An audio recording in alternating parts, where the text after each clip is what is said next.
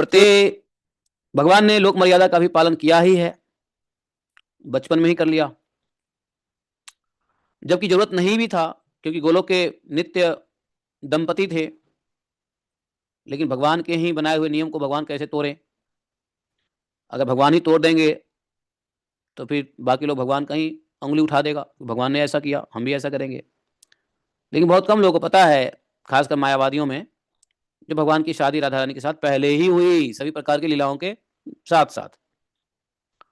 फिर लोगों को यह बड़ी जिज्ञासा रहती है कि जब राधा रानी की शादी हो गई तो फिर राधा रानी की शादी दूसरे से क्यों हुआ?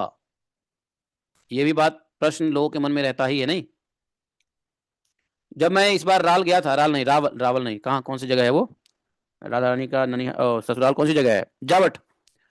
जब मैं इस बार जावट गया था तो दर्शन किया, तो वहां भी कथाएं सुनने को मिला, लेकिन गर्ग संहिता से ये सब चीजें बहुत स्पष्ट होने वाली है कि नहीं? चलिए ठीक है। अब जो है ना, राधा रानी और भगवान कृष्ण का लीला शुरू हुआ। नृत्य करना, छुपा छुपाऊ खेलना, है ना, लताओं में, कंदराओं में, गोवर्धन की कंदराओं में, नाना प्रकार के हैं विहार हुए। भगवान ने राधा रानी के साथ विहार किया।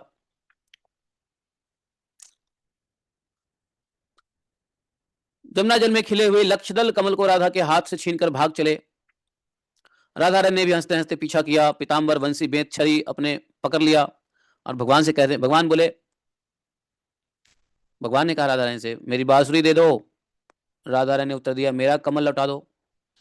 तो भगवान ने छीन लिया राधा रानी के हाथ से कमल, राधा रानी ने छीन लिया बांसुरी।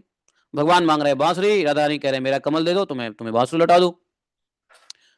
कमल दे दिया, राधा रानी ने भी पीताम्बर वंशी बेत भगवान को लौटा दिया। इसके बाद फिर यमुना के किनारे बड़ी मनोहर लीलाएं होने लगी, नाना प्रकार की लीलाएं होने लगी, एक नहीं कई लीलाएं हुई।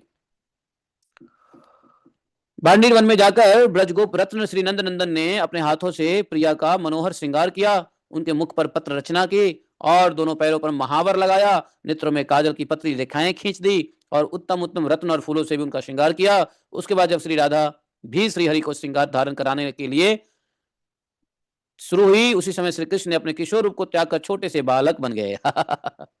तो थोड़े देर शादी के बाद थोड़े देर ये विहार हुआ, लेकिन जैसे ही भगवान ने तो कर दिया राधा रानी का श्रृंगार, लेकिन राधा रानी ने जैसे ही ठाकुर जी का श्रृंगार करने के लिए प्रयत्न की, भगवान तुरंत फिर से बालक के रूप में बन गए, क्योंकि